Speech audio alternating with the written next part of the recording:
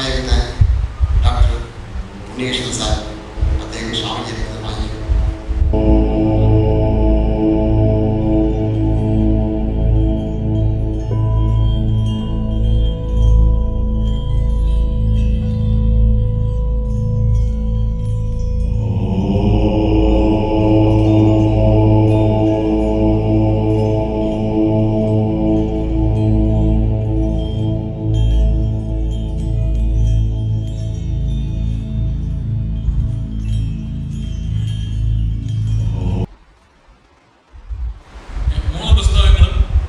ഗുരുനാഥന്മാരാണ് പ്രകാശനം ചെയ്തത്. ആദ്യത്തേത് സ്വാമിജി പറഞ്ഞതുപോലെ പന്മനരാമദേവ നായർ സാർ വിദ്യാഗുരു.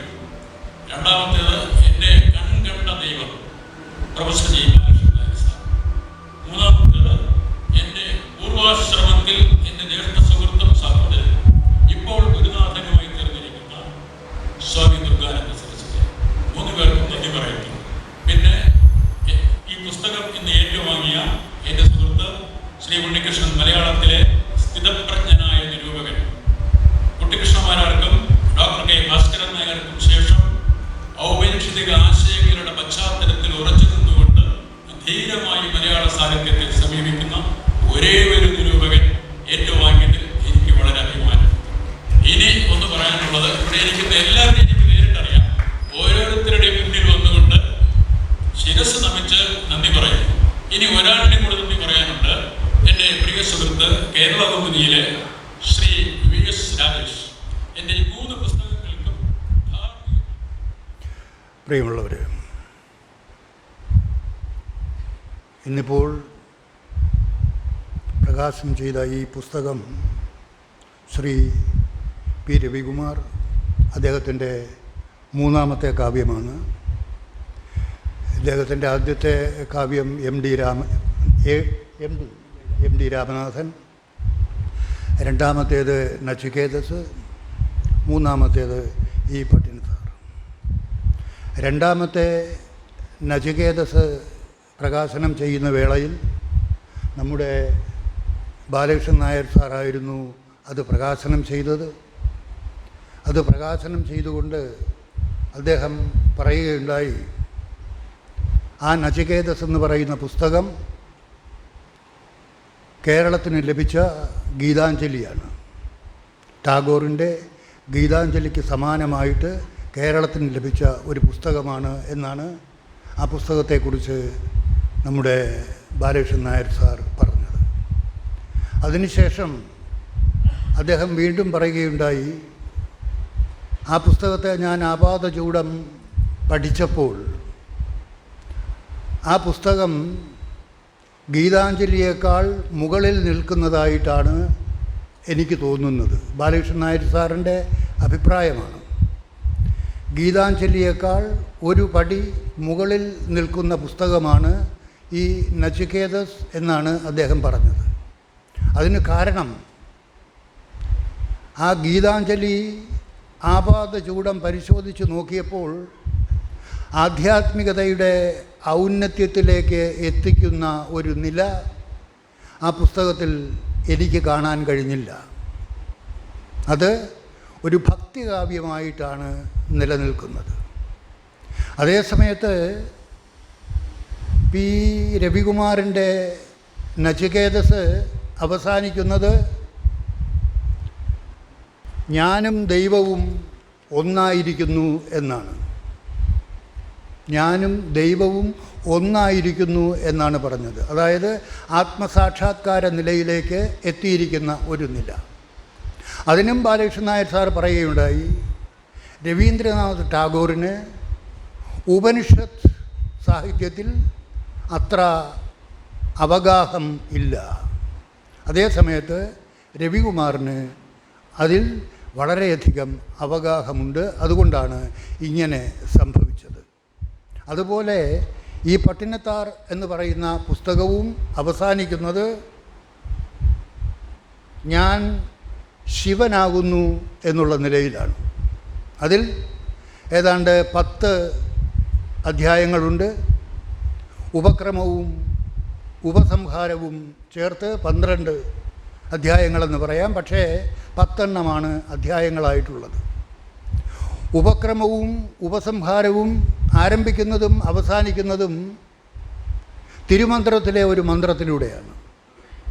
മരത്തെ മറൈത്തത് മാമതയാனை, മരത്തുൾ മറൈந்தது മാമതയാனை, പരത്തെ മറൈത്തത് പാർ പൂതം, പാർ മുതൽ പൂതം,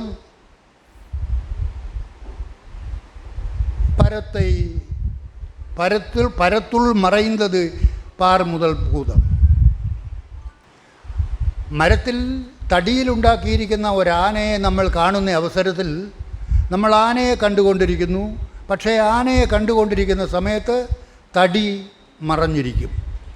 മരത്തെ മറൈത്തത് മാമതയാனை, ആനയെ കണ്ടുകൊണ്ടിരിക്കുമ്പോൾ ആ തടി ആനയിൽ മറഞ്ഞിരിക്കുന്നു. അതേസമയത്ത് ആ തടിയെ കണ്ടുകൊണ്ടിരിക്കുമ്പോൾ ആന മറഞ്ഞിരിക്കും. അതുപോലെ പരത്തെ മറൈത്തത് പാർ മുതൽ പൂതം. പാർ മുതൽ പൂതം എന്ന് പറഞ്ഞാൽ പാർ മുതലുള്ള ഭൂമി മുതലുള്ള പഞ്ചഭൂതങ്ങൾ, അത് ആ പരബ്രഹ്മത്തെ മറച്ചുകൊണ്ടാണ് ഇരിക്കുന്നത്. എന്നാൽ പരത്തെ മറൈത്തത് പാർ മുതൽ പഞ്ചഭൂതം, പരത്തുൾ മറയുന്നത് പാർ മുതൽ ഭൂതം. എപ്പോഴാണോ നമ്മൾ ആ പരത്തെ തിരിച്ചറിയുന്നത്, അപ്പോൾ ഈ പഞ്ചഭൂതങ്ങൾ ആ പരത്തിൽ മറയുന്നു.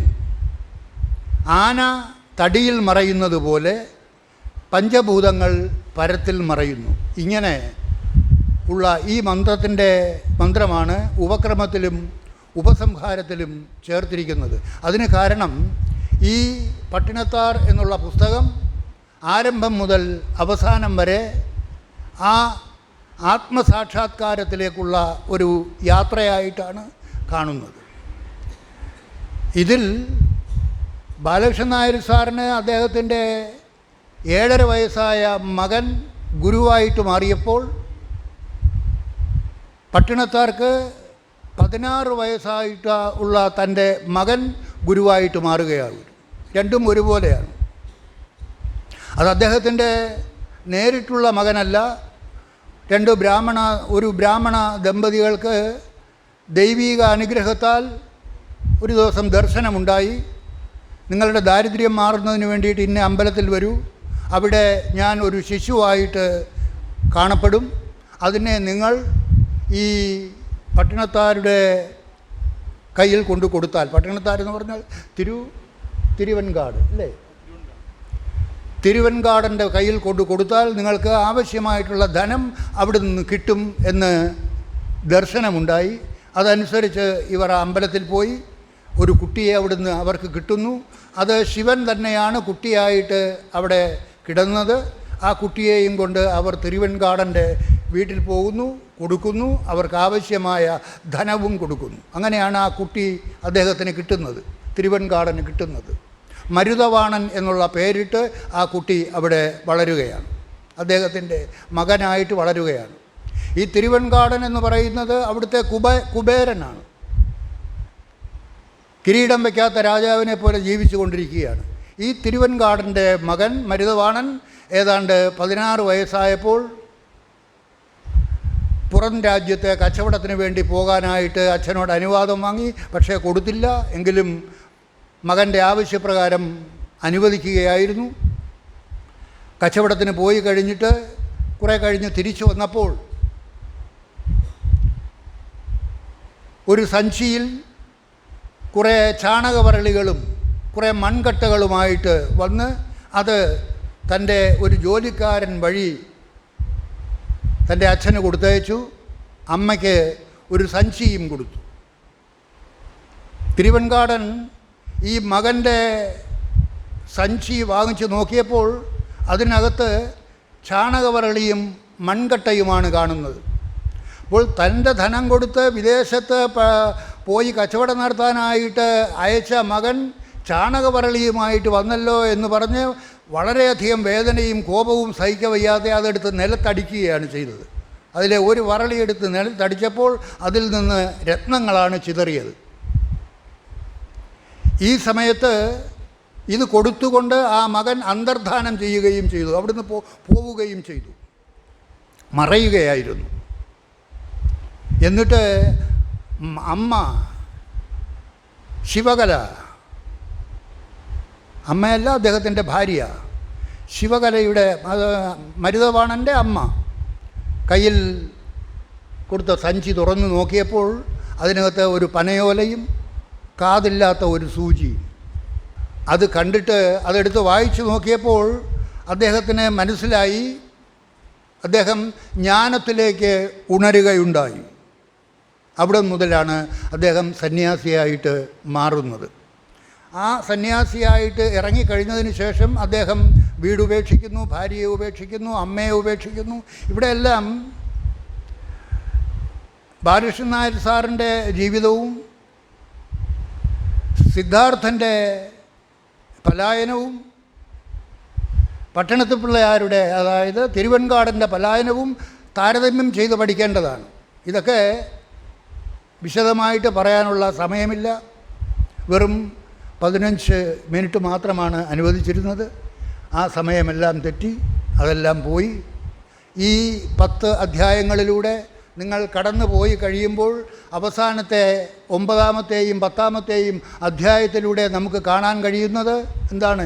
ഇതിനകത്ത് ഒരുപാട് കാര്യങ്ങൾ പറയുന്നുണ്ട്. സന്യാസിയെക്കുറിച്ചും സന്യാസത്തെക്കുറിച്ചും അദ്ദേഹത്തിൻ്റെ അത്ഭുത വൈഭവത്തെക്കുറിച്ചും എല്ലാം അതിമനോഹരമായ 10 അഭ്രകാവ്യങ്ങൾ പോലെ നമുക്കത് ആസ്വദിക്കാൻ സാധിക്കും. ആ പുസ്തകം അവസാനത്തെ 2 അധ്യായങ്ങളിൽ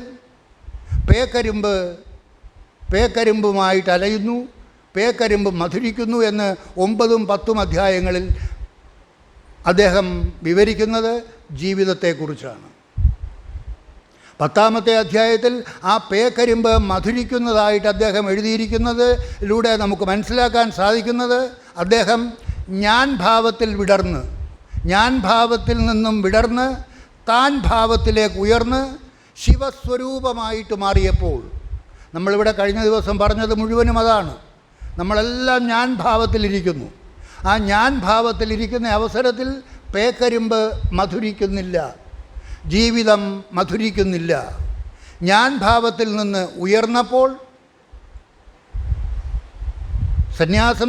സന്യാസത്തിലേക്ക് ഉണർന്നു കഴിഞ്ഞപ്പോൾ തിരുവൻകാടൻ പട്ടണത്ത് പിള്ളയാരായിട്ട് മാറി. ആ പട്ടണത്ത് പിള്ളയാർ ഞാൻ ഭാവത്തിൽ സർവാന്തര്യാമിയായിട്ട് കഴിയുന്ന അവസരത്തിൽ അദ്ദേഹം അതിനു മുൻപ് ജീവിച്ചു കൊണ്ടിരുന്ന അവസരത്തിൽ ജീവിതം മധുരിക്കുന്നുണ്ടായിരുന്നില്ല, ഞാൻ ഭാവത്തിൽ കഴിഞ്ഞിരുന്ന അവസരത്തിൽ. അതിനുശേഷം ജീവൻ മുക്ത അവസ്ഥയിലൂടെ വിദേഹമുക്ത അവസ്ഥയിലേക്ക് എത്തുന്നതായിട്ടാണ് അദ്ദേഹം കാണിക്കുന്നത്. അവസാനം ആ പുസ്തകത്തിൽ പറയുന്നുണ്ട്, ജീവൻ മുക്താവസ്ഥയിലായിരുന്നപ്പോൾ അദ്ദേഹം തിരുവിടൈ മരുതൂരിലെത്തി.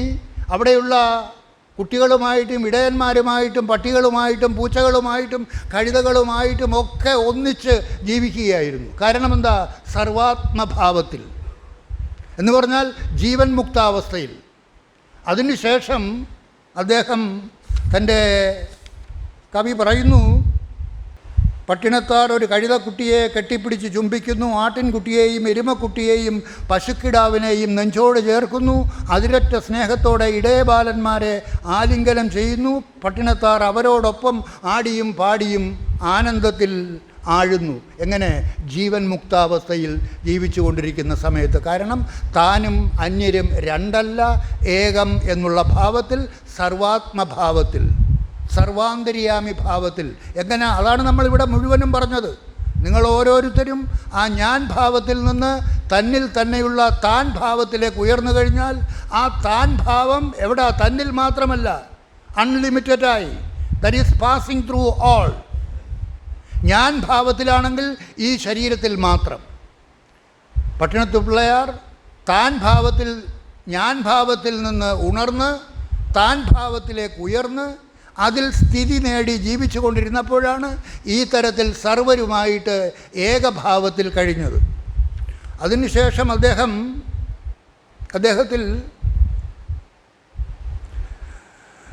അദ്ദേഹം പാടുകയാണ്, ഭൂമി, ജലം, അഗ്നി, ആകാശം എന്നീ പഞ്ചഭൂതങ്ങൾ മരിച്ചു വീഴുന്നു. മരിച്ചു വീഴുന്നത് ഞാൻ കണ്ടു. ആ ഭൂതങ്ങളിൽ നിന്ന് ശബ്ദവും സ്പർശവും രൂപവും രസവും ഗന്ധവും വെന്തു വീഴുന്നത് ഞാൻ കണ്ടു.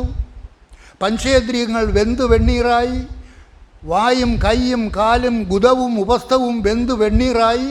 എന്ന് പറഞ്ഞാൽ ശരീരബോധം പൂർണ്ണമായിട്ടും വെടിയുന്നു.